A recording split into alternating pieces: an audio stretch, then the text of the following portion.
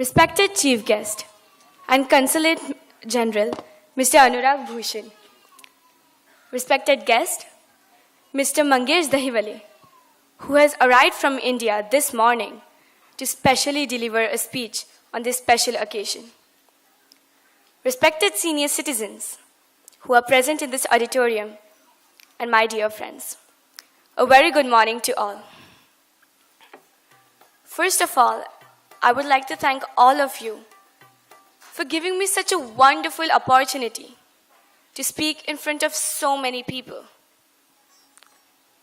Really, it means a lot. I'm really delighted to say that I always love to speak whenever the topic or subject is about Dr. B.R. Ambedkar, because this subject is actually very close to my heart. Dr. B.R. Ambedkar. You know, whenever people talk about Dr. Ambedkar, they always limit him to a leader of the downtrodden people. They always limit him to a leader of the Dalits. Is that he was limited for only this work? Other introductions people have about him. He was the principal architect of the Indian Constitution. Well, that, of course, is the truth.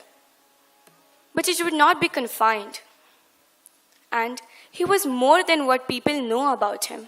Even today, after so many years, Dr. Ambedkar is still not fully understood or appreciated by the general masses.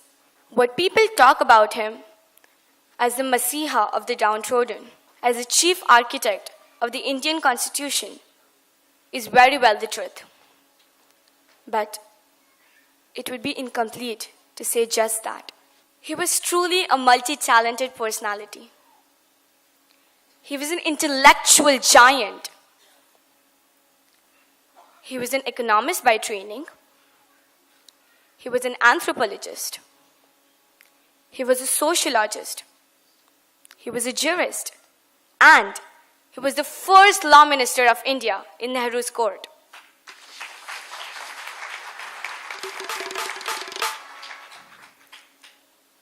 These are the various facets of his personality, which people still do not understand. My friends, this is not all. He has done so much more. He has made many contributions in many other areas for the integration of India.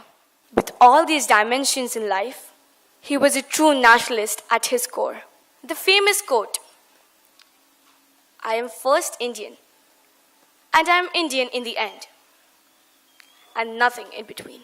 It belongs to Dr. B.R. Ambedkar, and it does not belong to anybody else. Dr. Babasaheb Ambedkar had before him not only the unprivileged people of the society, but the entire society. Babasaheb always believed in equality. His vision of social change and reclamation of human personality was universal. During his lifetime, he made many efforts and he used various strategies and methods to create a society which was based on the values of equality, liberty, and fraternity. दोस्तों, मैं एक लड़की हूँ, भारत देश की पुत्री हूँ, और एक लड़की होने के नाते डॉक्टर बाबा साहेब अम्बेडकर ने नारी जाति पर किए हुए सारे उपकारों से भली भांति परिचित हूँ और उनके बारे में काफ़ी कुछ पढ़ भी चुकी हूँ। स्वतंत्र पूर्व भारत में नारी को कोई विशेष अधिकार नहीं थे. Ladies did not have the right to equality. उदाहरण के तौर पर बता दूं, मृत व्यक्ति के संपत्ति का वारिस सिर्फ उसका पुत्र हो सकता था, मगर आज कानूनन वो हक उसकी बेटी का भी है, और ये सिर्फ और सिर्फ डॉक्टर बाबा साहेब अम्बेडकर ने लिखी हुई राज्य घटना के कारण हुआ है. अगर कोई औरत को किसी कारण डिवोर्स दिया जाता है तो उसकी उपजीविका के लिए उस पुरुष को अपनी आमदनी से उसे शेयर देना होगा. ये भी संभव हो चुका है राज्य घटना के कारण. और हाँ, अगर कोई लड़की विवाह योग्य हो जाती है, she has all the rights to take her own decision to select her own groom. And these provisions are done into the Indian Constitution by Dr. B.R. Ambedkar. Ladies were not allowed to take divorce from husband. उसके साथ ही मर मर के जीना पड़ता था. Yes, you heard me right. But today, the Constitution gives all us ladies the right to decide on this. आज अगर पति अन्यायी हो तो कोई भी सज्जन महिला उससे मुक्ति पा सकती है, बिल्कुल कानूनन. दोस्तों, ये बाबा साहब ने हम सबको बहाल किया हुआ भारत है, बिल्कुल modern India. By doing all these provisions into the Indian Constitution for all the ladies, irrespective of caste and religion, doctor Baba Saheb Ambedkar ने सारी महिला जाति पर अनन्य साधारण उपकार किया है. I am so lucky to be born in independent India. I cannot imagine the life which my foremothers and my great-grandmothers lived before independence. Thank you, Baba Sahib, for all that you did for India and for all that you have done for the human life. My dear friends, celebrating Dr. Ambedkar's birth anniversary is not something for earning merit points. Just like the blind followers celebrate the birth anniversary of their gurus. This is a big mistake if someone thinks it this way. At least, I am not in the favor of this point, and I'm sure many of you here will agree with me. The real purpose of celebrating today, of celebrating this great occasion, to implement and follow his teachings in our life. In my view, we should cherish these memories. We should cherish the memory of Dr. Baba Sahib Ambedkar, as he has given all of us here a valid philosophy of life. Dr. Ambedkar was not only a man of intellect, but he was also a man of great moral character. He was a liberal-minded leader with the ideas of democracy, freedom of thoughts and expressions. As regards to the philosophy of life, he was a rationalist, secular-minded, and a humanist thinker. Dr. Bhimrao Ambedkar embraced Buddhism to gain the basic human rights and self-respect needed.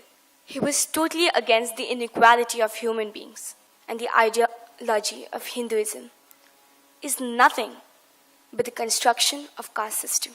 For the reason, although he was born in the Hindu religion, he decided to quit. He decided to embrace Buddhism, and he did it in 1956.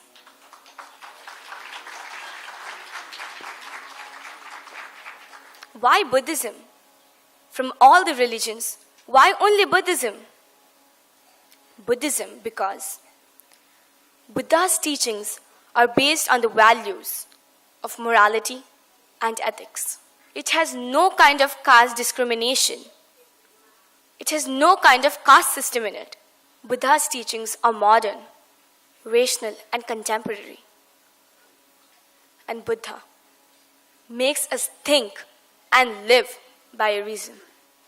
Following Baba Sahib Ambedkar, lakhs of his followers embraced Buddhism, and they are living a life full of self-respect and dignity. Finally, I would like to conclude by saying, cultivation of mind is the ultimate aim of human existence.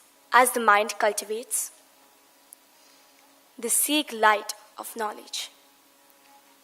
As knowledge comes, they understand Baba Sahib.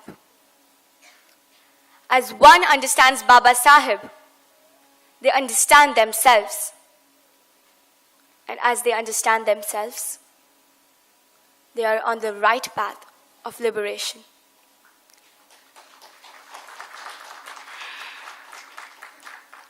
ये कारवा अब रुकने वाला नहीं. बाबा आपका बंदा अब किसी के सामने झुकने वाला नहीं। जय भीम, जय भारत।